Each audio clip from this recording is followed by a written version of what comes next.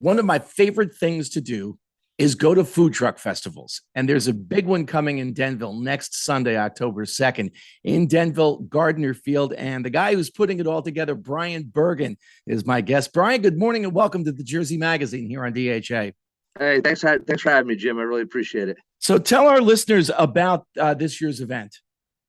Yeah, we so first of all, this food truck festival has been going on for I think 5 years now, and it supported a variety of different things over time. This year, as it did last year, it supports the VFW in Denville and the American Legion. We split the money between those organizations, and it's a fantastic event. We have thousands of people who show up. There are this year, as of today, 16 confirmed food trucks, 30 vendors. Three bands playing throughout the day. We have a beer garden. It's such an amazing day, such an amazing event. And fingers crossed and knock on wood, but I checked the weather this morning and we're looking good as of this second. So God willing, it stays that way.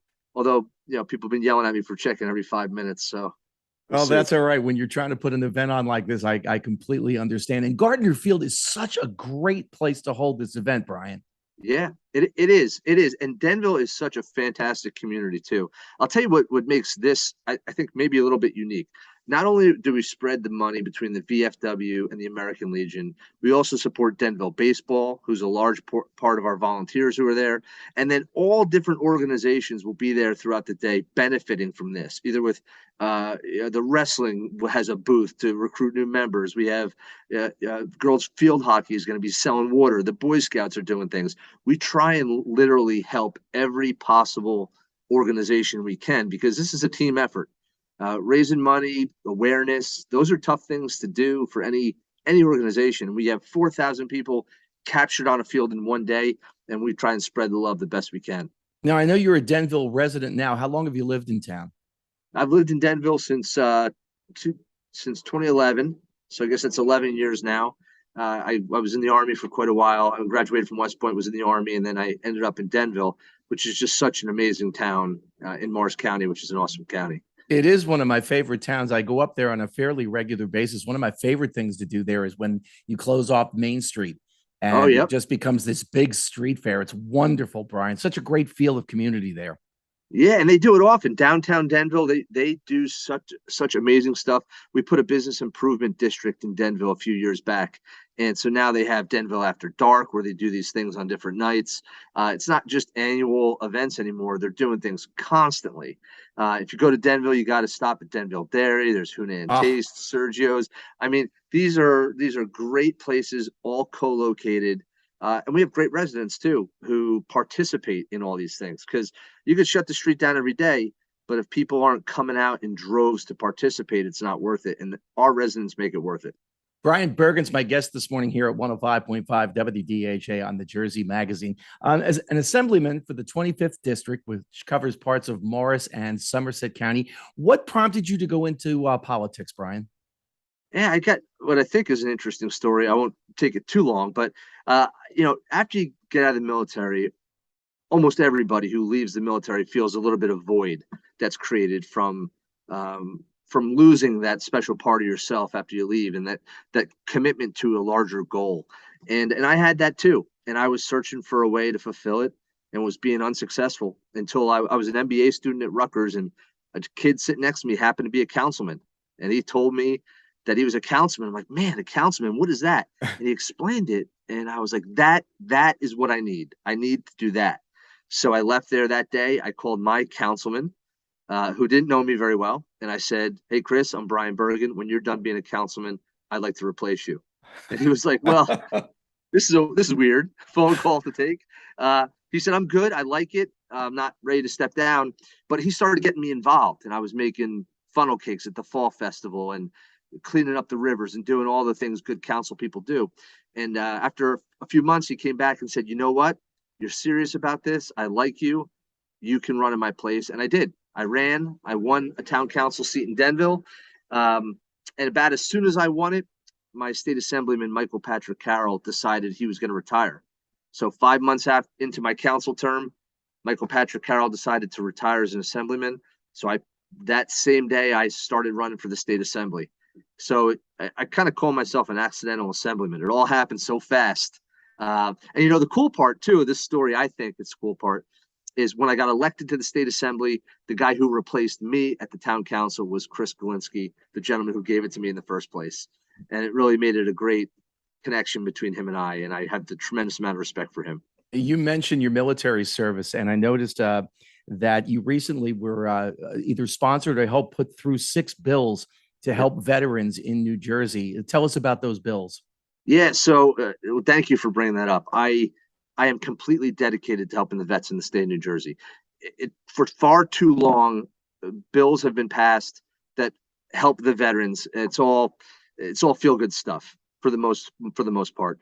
You know, free beach badges, half off at the Turtleback Zoo. This stuff doesn't move the needle for veterans. So we're trying to do big, bold legislation that will really change people's lives. In this last package, I had bills like would completely eliminate the income tax for a veteran who makes $50,000 or less in total annual salary. One would change the annual property tax deduction that's equal to every veteran that's open to every veteran for $250 to $1,250. I have a bill in there, the largest bill in the country for disabled veterans property tax relief, which would allow a veteran to take a property tax discount equal to their disability rating, saving disabled veterans up to $10,000 each per year. It's the biggest piece of legislation that exists in the country. And my goal with all this stuff is to make New Jersey the absolute best place for veterans to be. I want New Jersey to be a destination for veterans because veterans are good citizens, good employees, better than average business success. For veteran-owned businesses, we want veterans to be part of this community. And unfortunately, New Jersey is so expensive to live. Oftentimes, they go to other states that have more friendly regulations for them. So it's my goal to make us the best state in the country for veterans. And this bill package is part of that. Brian Bergen's my guest here on the Jersey Magazine at 105.5 WDHA. September is Suicide Prevention Awareness Month, and we've talked about that a lot on this show, Brian, over the past few weeks.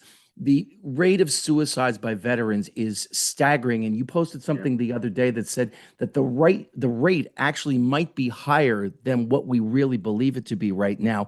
What do you think is the underlying reason for that? Why are veteran suicide rates so high? Well, I don't know. If I knew completely, I think we'd stop it right away. I mean, it's difficult to leave the military. It is. And in addition to it just being difficult, if you have had no trauma at all, it's difficult to leave the military. But in your service to your country, oftentimes there's a tremendous amount of trauma, and people handle that in different ways. And you know, in the military, you're exposed to a lot of things, and particularly if you've been to war, there's just so much that can happen. I mean, even if an individual was to go to war and come back okay and not be necessarily physically harmed, you know, they could carry survivor guilt, which is a tremendous guilt. It's very difficult to overcome, particularly if your friends, you know, died overseas. So there's so much that can happen to veterans, and it makes them more likely than normal to commit suicide. And it's a huge problem. One of the bills that we just mentioned, the bill package I had, one I put in was to create a Veterans Suicide Prevention Commission in the state of New Jersey, made up of a variety of different people from either the government, veteran service organizations, and the general public, to try to get our hands around this issue and do everything that we can for veterans. The best thing that people can do, the people who are listening, if you know a vet out there, just periodically just check on them. That's all. You just never know when these things might bubble up, and you know, it always happens, you know, in the places you don't think it's going to happen. So buddy checks are the most effective way to help your friends. We had Congresswoman Mikey Sherrill on some months ago, and this topic actually came up. She, like you, is a military veteran, and she was telling me how she has seen in recent years a little bit of a change, at least in how some cases of mental stress are handled with the military. She said, and she said the way she put it, Brian, was, I'm almost embarrassed to say that when I first started, my reaction, if someone under me came to me with an issue, would be talk to the chaplain. And she said, thankfully that's starting to change. Did you notice that as well during your time in the military? Well, yeah, I think you learn and grow obviously as you're in the military and without. And I also think there's a fundamental difference between an active duty soldier or sailor, airman, or marine, and a veteran. Uh, there are differences, and you do treat soldiers differently when you're in than when they're out, and the emotions are different. The support system's different. There's a fundamental difference between the two, and it's very difficult for someone in the military currently to see what a veteran sees because they've never been separated from this thing that was totally part of them for so long. Hmm. So yeah, I would agree with that things have changed over time. The military has gotten better, far better, like she's mentioning or she mentioned to you, in dealing with PTSD and traumatic brain injury and trying to get ahead of this stuff. When I was getting out of the military back in 2008, there were no support services. You just were cut loose to go off into the civilian world. And what the military realized over time, and rightfully so, was that that transition is very difficult. And if you're not prepared for it, a lot of people can't do it successfully. They can't hold jobs. They can't hold their relationships.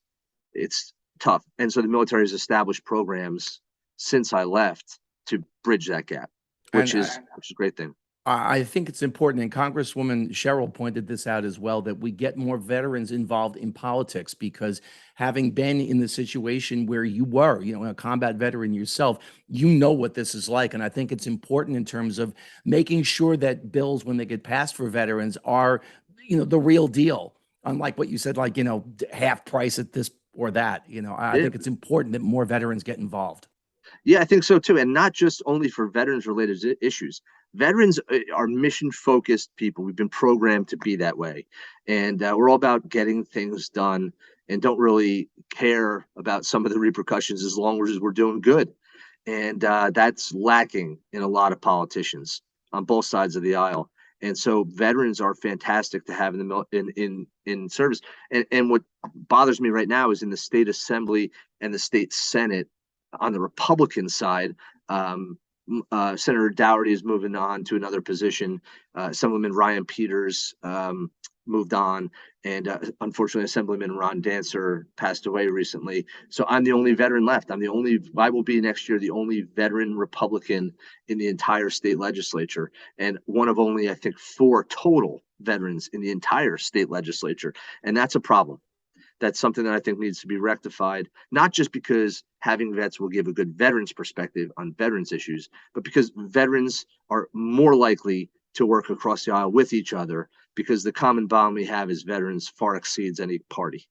Brian, to go back to where we started, for WDHA listeners who want more information about the Denville Food Truck Festival on Sunday, October 2nd, where can they go? Yeah, you can go to denvilleplays.com. That's one of the best places to go to, and it'll direct you to our Facebook page, which has all the information. It's on October 2nd, which is a Sunday, from 12 to 6. If you go on the Facebook page, there's a spot for tickets you can buy. They're 25% cheaper now through the day of, and you can get in an hour early to get on those food truck festival lines early. And again, it's such a great event, and it benefits veterans organizations. But like I said before, the branches extend well beyond that. We're a community partner helping everybody on that day. Brian, best of luck with the event this year, and thanks for joining us here this morning on DHA on the Jersey Magazine. Thanks for having me, Jim. I really appreciate the offer.